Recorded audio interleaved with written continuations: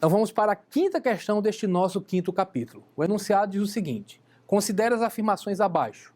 Item 1.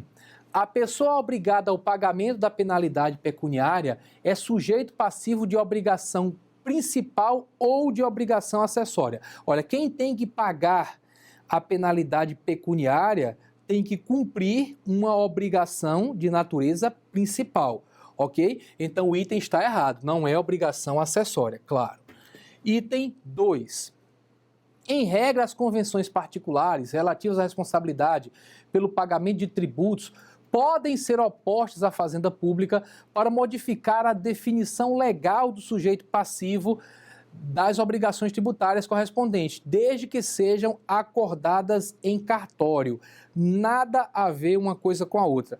Na realidade, o Código Tributário Nacional, no seu artigo 123, prevê que, salvo disposição de lei em contrário, as convenções particulares relativas à responsabilidade pelo pagamento de tributo não podem ser opostas à fazenda pública. Então a regra é que elas não podem ser opostas. Esse pode ser oposto aqui, isso é uma exceção. Só vai existir quando houver uma disposição legal em sentido contrário. Qual é a ideia? Por exemplo, no caso do IPTU, o exemplo mais citado. O IPTU é tributo que tem como sujeito passivo o proprietário, o titular da posse ou do domínio útil do imóvel. Então, se eu sou proprietário do imóvel, eu tenho que pagar o IPTU. Se eu alugo o meu imóvel para André, o sujeito passivo não muda. Continua sendo o proprietário, que sou eu. Agora, se eu colocar no contrato com o André, fizer um contrato com o André dizendo, olha, quem vai pagar o IPTU é você, que é locatário, esse contrato é válido e vincula a mim e a André.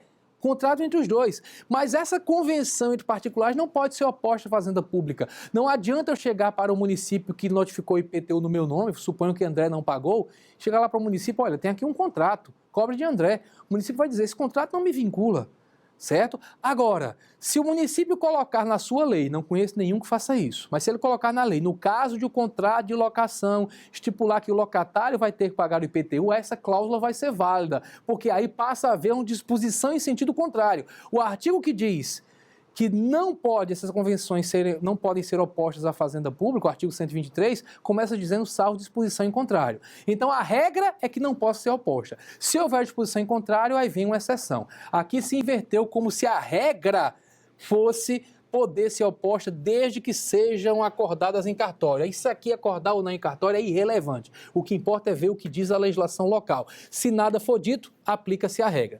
Então, item 2 é um item também considerado falso. Item 3. Ambos, contribuinte e responsável, são considerados sujeitos passivos de obrigação principal, dependendo do grau de relação direta ou indireta com a situação que constitui o respectivo fato gerador. Verdadeiro. O artigo 121 do CTN diz que os sujeitos passivos são o contribuinte e o responsável, né? O contribuinte é aquele que tem relação pessoal e direta com o fato gerador. O responsável é quem, sem ser contribuinte, ou seja, tendo relação indireta, tem obrigação decorrente de disposição expressa de lei. Ok? Então esse item aqui está correto, de forma que é a única assertiva das 3 da questão que está correta. Assim nós podemos dizer que o gabarito da questão é a alternativa C, que diz que só está correto o terceiro item.